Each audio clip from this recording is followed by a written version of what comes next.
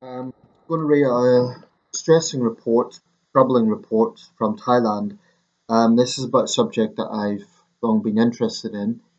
I made a number of videos about this around 2013, 2014, and they're actually among my most viewed videos. And it's sad to see that a decade on, nothing really has changed. So I'm just going to read out the report then, share my thoughts on it. This is by the veteran reporter Richard Lloyd Parry, who's the Asian editor of the Times at the moment. Just a quick word here on pronunciation. My pronunciation may not be up to scratch, I'll try my best, but if it's not quite spot on, apologies in advance. Hunger strike kills woman jailed for insulting royals.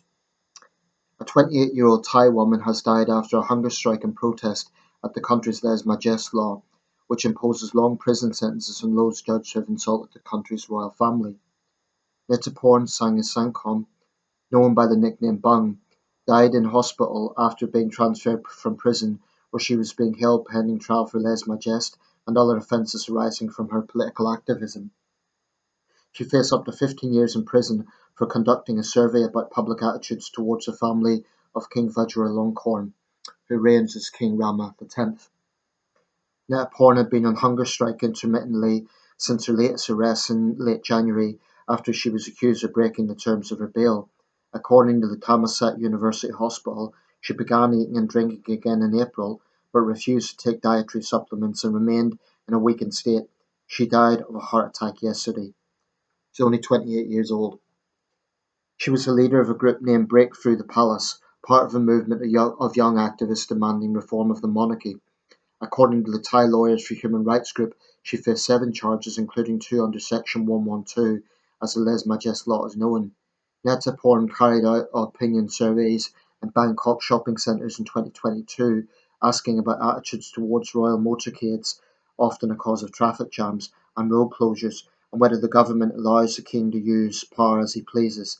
She was also accused of having defaced with paint a flag bearing the portrait of Queen Suthida.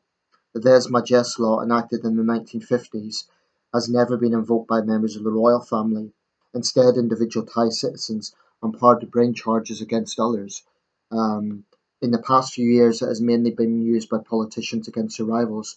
So harsh are the country's strictures that merely reporting the content of an insulting statement can be regarded as an offence. So actually, Richard Lloyd Parry is even taking a risk if he's based in Bangkok by making this report. For a long time, it stifled debate about the role and future of Thailand's king, one of the richest monarchs in the world. This ended in 2020 when there were large demonstrations against the former government. Among the protesters' demand was reform aimed at creating an open and transparent constitutional monarchy to replace the current institution, which wields great power and wealth but has little accountability.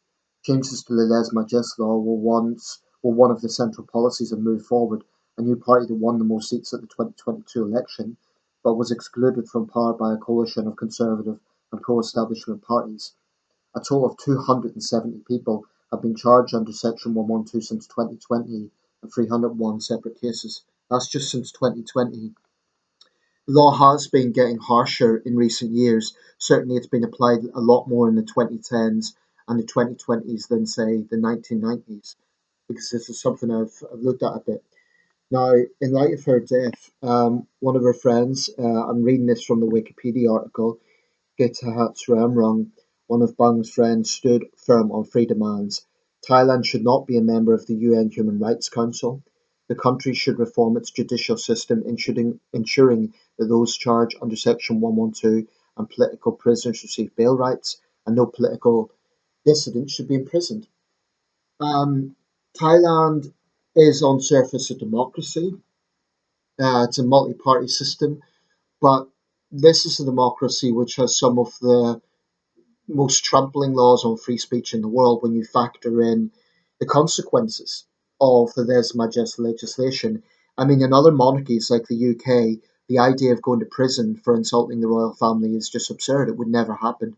In fact, we last prosecuted lèse-majesté in this country. It's a French term dating from the supreme monarchs in France. The last time I understood we prosecuted it was around 1715. in the end of the reign of Queen Anne, beginning of reign of King George, roughly speaking. Um, Other monarchies, you can't imagine this sort of harshness being imposed in a country like the Netherlands or Spain or Denmark, not to that extent. Um, so I think Thai democracy is seriously threatened so long as people can go to prison for 15 years.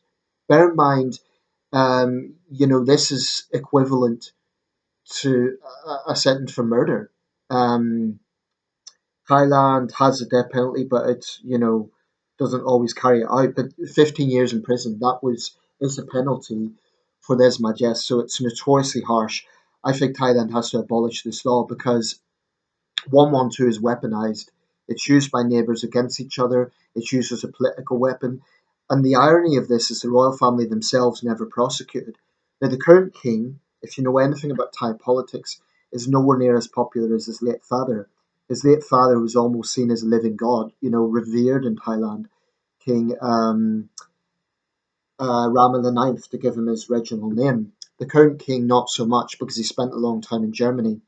Um, but this is abhorrent. Yes, some will argue her death was, from her hunger strike, but she should not have been in prison in the first place for effectively conducting a survey on the streets. Thailand cannot call itself a democracy so long as this goes on, and it certainly shouldn't be on the UN Human Rights Council. That's obscene. But then again, the UN Human Rights Council has also flirted with countries like China and Iran, so it's pretty meaningless to anyone who values this. The current government, like I say, the party that won the most seats pledged reforms, but it's very very hard to pass this. And Thailand's a country with a very unstable political history. Les Majest has been weaponized, but this is a black law. It's a bit like the blasphemy laws in Pakistan. It's a deeply flawed law. And we're not perfect in the UK. We have controversial hate crime legislation. Now, certainly it wouldn't result in 15 years in prison, but any law that is weaponized in that way that could just be thrown around is dangerous. So I say rest in peace, Netiporn Sanesanghkom. Brave, brave young woman, incredibly brave. She would have known the risk that she was taking, and the thing is, it isn't just the legal consequences. There are neo-royalists in Thailand who are very, you know, vocal and very fanatical. Are not above violence. They're not above threatening people. I've personally been threatened by them because I've made videos on this subject. Just a disclaimer on that point: I am in my country. I'm not subject to Thai legislation within my country, and I will say what I please on my video within my own country. So I'm not breaking any Thai laws. I am on British jurisdiction here, so that applies. But certainly, the land of smiles has this dark side. And this isn't meant to disparage Thailand. I'm sure there's many wonderful things about Thailand, but Les Majest is not one of them. It's absurd in the 2020s that people could go to jail for perceived insults to the royal family. And the thing is, this isn't even an absolute monarchy. It's not like Saudi Arabia or Jordan or Morocco. It's supposedly a constitutional monarchy. So you don't expect these sort of things to happen in a constitutional monarchy. Um, so it's obscene. It should not happen. Les Majest needs to be abolished.